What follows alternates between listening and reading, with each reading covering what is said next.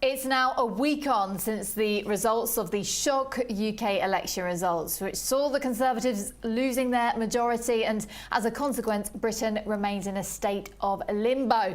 Prime Minister Theresa May, she's trying to keep hold of her job and form a government. She says she is the person who got us into this mess, and she's the person to get us out of it. Well, let's see what Peter Dixon of Commerzbank thinks of this. Hello to you. What a week it's been. We didn't expect such a result. We've got her. She's now going to be teaming up. I say her, Theresa May, the Prime Minister. She's now going to team up with the DUP. What do you make of this situation? Well, as you said, it's a bit of a shambles. I mean, the Prime Minister's right about one thing. She did get us into this mess. Whether she can get us out of it is another matter, because not only does she face significant domestic pressures, but obviously her government now has to go into the negotiating chamber next week to talk to the European Commission about Brexit. And half of the negotiating team has actually left. From 4 ministers, we're now down to 2. So, you know, it's a very difficult position for the UK to be in. And I think the Brexit negotiations are the biggest single factor. If it was only domestic, we could cope with that. We could find a way around it. But when you're talking about dealing with something which is potentially the biggest single and most complex set of negotiations in 50 years or possibly more, then it becomes a much more significant issue. A lot of people don't know much about the DUP. I'm probably one of them, if I'm completely honest. What does her partnership with them tell us? Well, it depends who you speak to, really.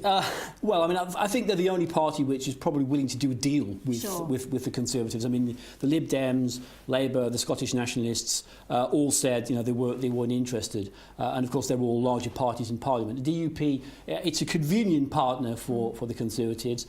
They have policies which I think aren't necessarily regarded as being mainstream, shall we say. And I think that's certainly highlighted the extent to which Theresa May and her government, to be fair, is desperate to cling on to power. And as you said, I think it is a measure of desperation.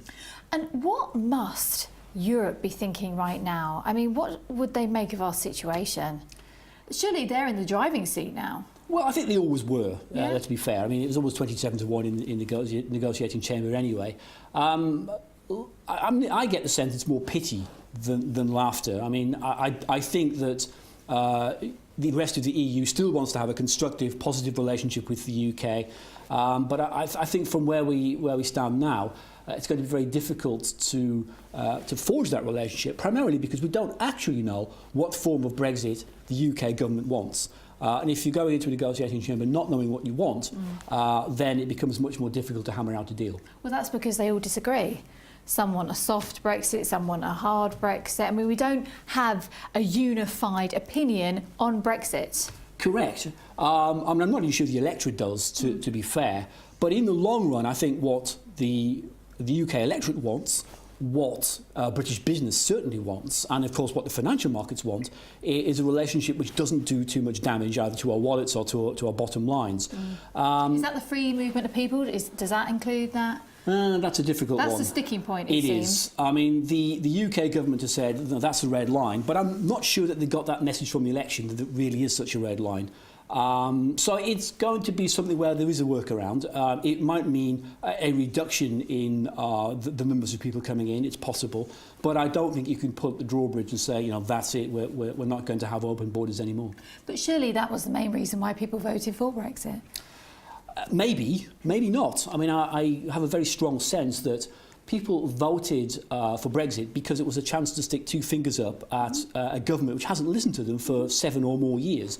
So I think there were a lot of factors at play there. Immigration was undoubtedly one of them. Whether it reflected the views of all, 52% of those who voted in favour, I'm less sure. I think people have often changed their minds since then as well on their view on Brexit. What about Emmanuel Macron, the French president? Because he seems to be quite harsh in his tone towards Britain. I don't think he's going to take this lying down. They're going to be tough. Yeah, well, yes, but he also says there's a way back. So, I mean, I think it depends, what I don't think there is, though. I'm not sure about that. I mean, I think the European Union would be overjoyed if the British were to suddenly say, well, OK, we put on that Article 50 notice. It was just before April the 1st. Actually, it was a joke. We'll rip it up. We'll start again. But surely the Lib Dems would have done better in the election had that been the case. I think that is a fair point. I mean, I don't think Brexit is the issue which people are concerned about now. For most people, that was last year's issue. And I think for that reason, perhaps it would be easier to sell this idea of a softer Brexit at home, not a hard Brexit, because equally, if a hard Brexit had been such a big thing for the electorate, they'd have voted the Conservatives in. I think that's perhaps why we didn't see the sterling plummet, because there was this idea that now we're going to get a softer Brexit. Oh, I think that's absolutely right. I mean, we did get quite a sharp fall, let's be fair, but I think you're quite right. It was, given the scenario that panned out, a hung parliament, which I think most of us said before the event would be the worst of all possible worlds, it was a relatively muted decline. So I think you're quite right.